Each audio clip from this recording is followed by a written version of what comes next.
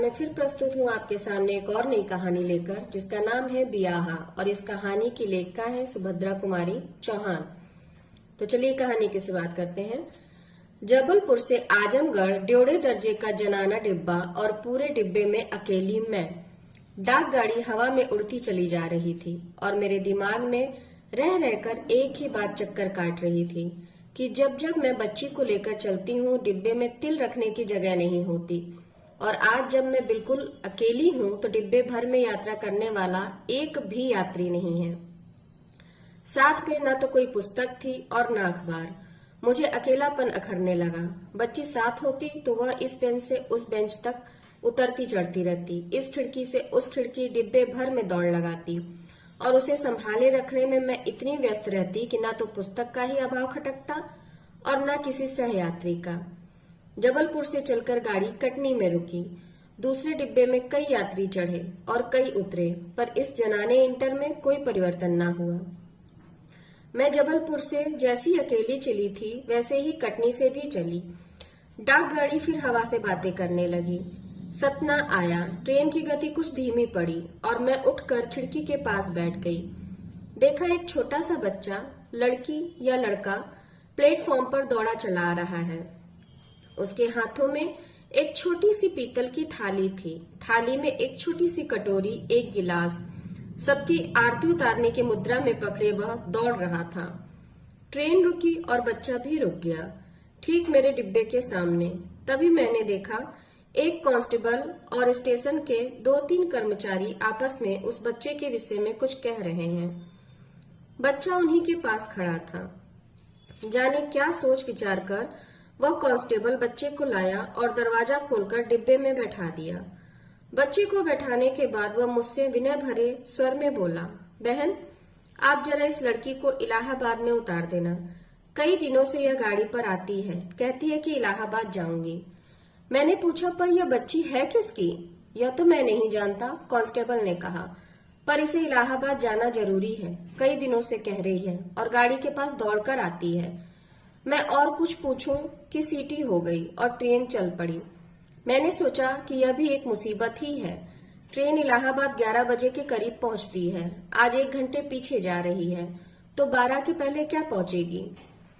और इलाहाबाद पहुंचते पहुंचते तो यह सो गई, तो क्या इसे कोई लेने आएगा? कोई ना आया तो इसे कैसे सौंपूंगी?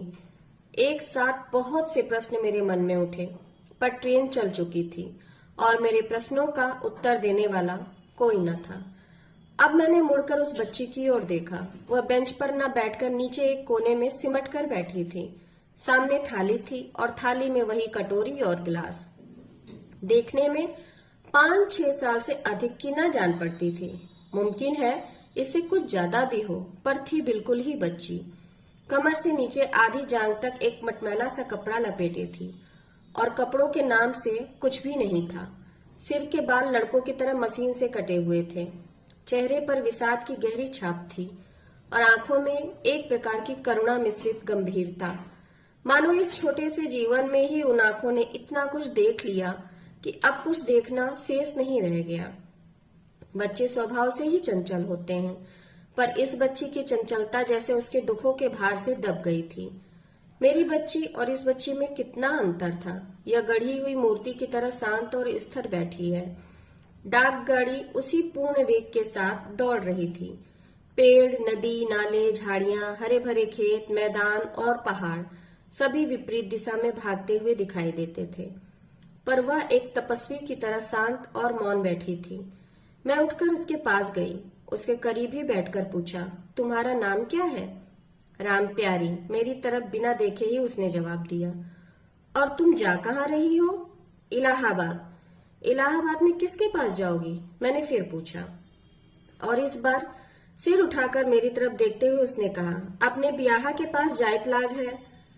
कितने आश्वासन और विश्वास के साथ उसने कहा, बियाहा के पास।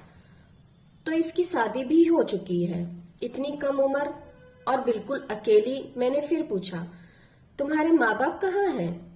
मरी गए, उससे विकार सहित स्वर में उत्तर दिया।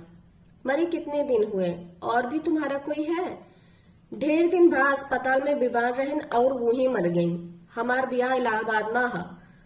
और यह कटोरी थाली गिलास कहाँ से लाई हो? अपने घर से लायन है, बियाह के जायत लाग है, उन्हीं के घरे ले जाए बे।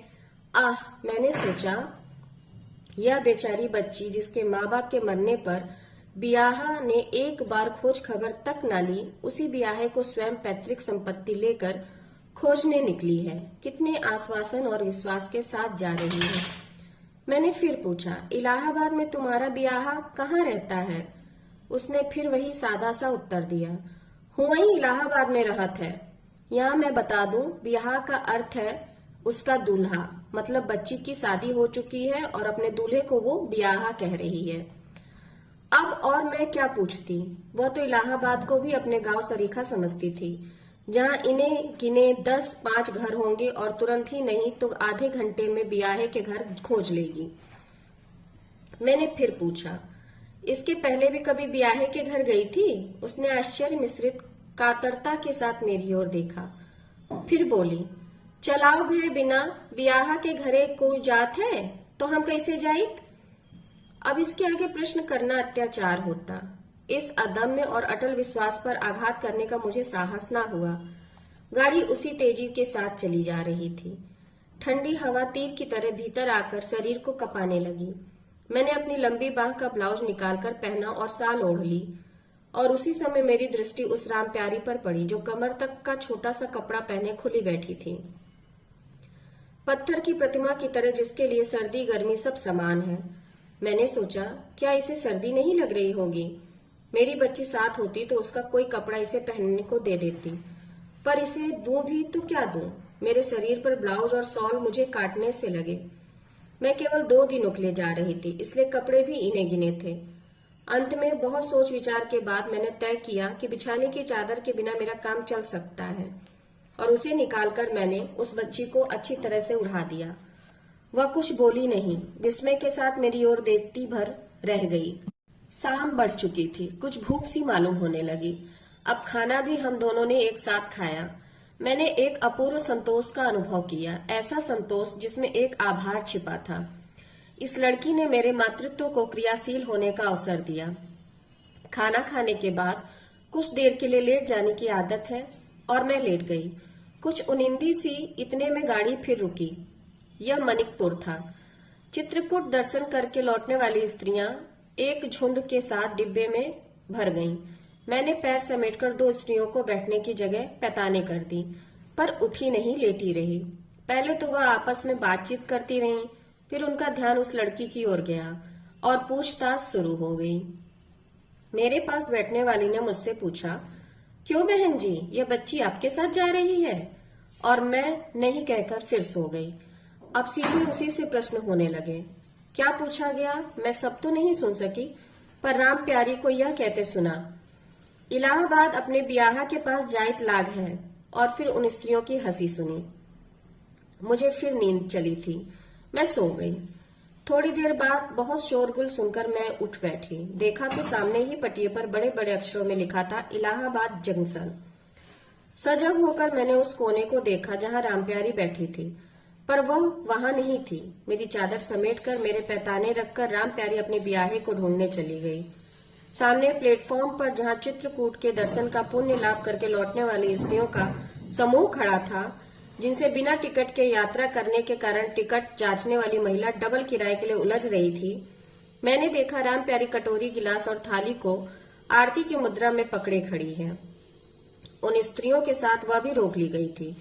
उन स्त्रियों के यह कहने पर कि वह लड़की उनके साथ नहीं है, टिकट जांचने वाली महिला ने रामप्यारी से पूछा, छोकरी तू कहाँ जाएगी, कहाँ से आई है?